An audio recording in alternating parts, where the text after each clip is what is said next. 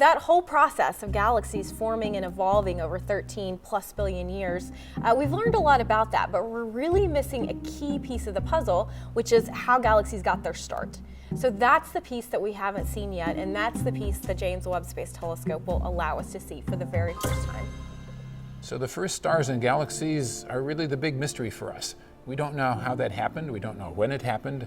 We have a pretty good idea that they were very much larger than the sun, and that they would burn out in a tremendous burst of glory in just a few million years, which is really very short. But they would also prepare the way for further generations of stars like the sun to be formed.